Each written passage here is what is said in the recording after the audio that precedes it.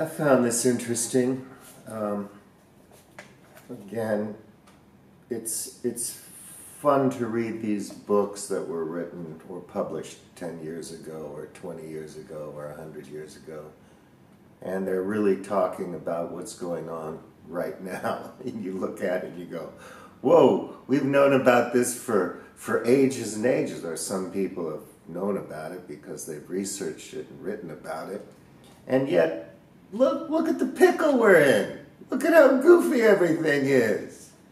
You know, one wants to continually say Groundhog Day over and over and over and over and over and over again. You know, just wake up every morning and say, Groundhog Day all over again.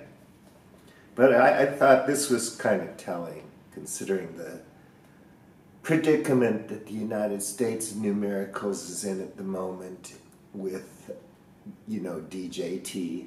Sounds like a cocktail at some cheap bar on Miami Beach, but you know what I mean.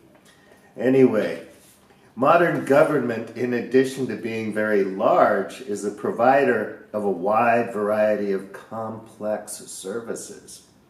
The government forecasts the weather, operates aircraft carriers, regulates derivatives, oversees pharmaceutical safety, provides agricultural extension services, manages public health emergencies, judges complex criminal and civil cases, and controls monetary policy.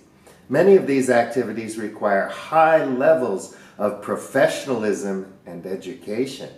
And remember, the cocktail from Miami Beach loves uneducated people. I wonder why. The staff of the U.S. Federal Reserve Board, for example, consists mostly of PhD economists, while the Centers for Disease Control is run by doctors and biomedical researchers. This need for technocratic competence is the first thing that puts good government on a collision course with democracy. As we saw, one of Andrew Jackson's assertions as president was that there wasn't a single job in the U.S. government that couldn't be performed by an ordinary American. And he went on to staff the bureaucracy with plenty of ordinary Americans who happened to be his political supporters. Sound familiar? The populist Jackson was elected in part out of a distrust of the Harvard-educated elites represented by his opponent, John Quincy Adams. And the distrust continues down to the present day. Establishment of a merit-based civil service under the Pendleton Act represented an effort to remove bureaucratic recruitment from democratic political contestation and to create expanding islands of autonomous technocratic competence within the government.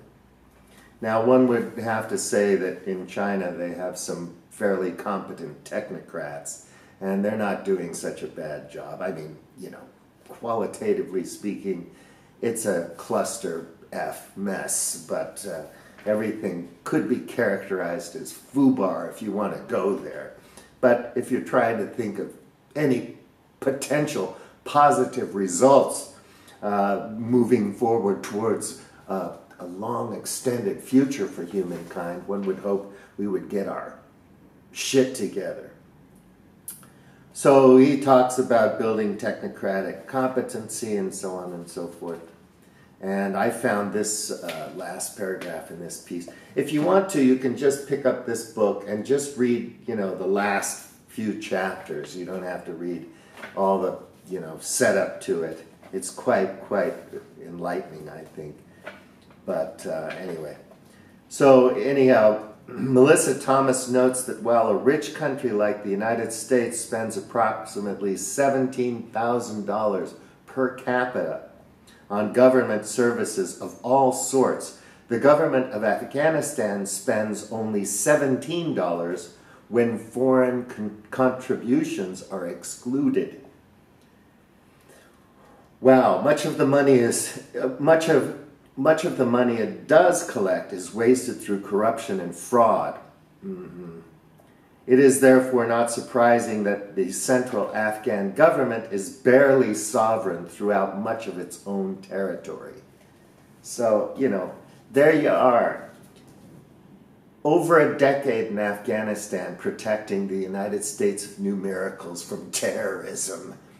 And nation building or providing security for who? And spending a lot of blood and treasure over there, not to mention making enemies all over the place from Pakistan to across the Middle East. But never mind that, it doesn't matter. Somebody's getting rich off of it, right? Anyway, the whole point is, experts. You want an expert fixing your jet aeroplane when you're flying, before you fly to Europe, right? You want an expert flying that airplane. You want an expert cutting your chest open or doing orthoscopic surgery on your heart. We need experts. We need educated people. Who's going to build all those robots that are going to do all the labor and free us up to do YouTube videos? I mean, come on, people. Let's get with it.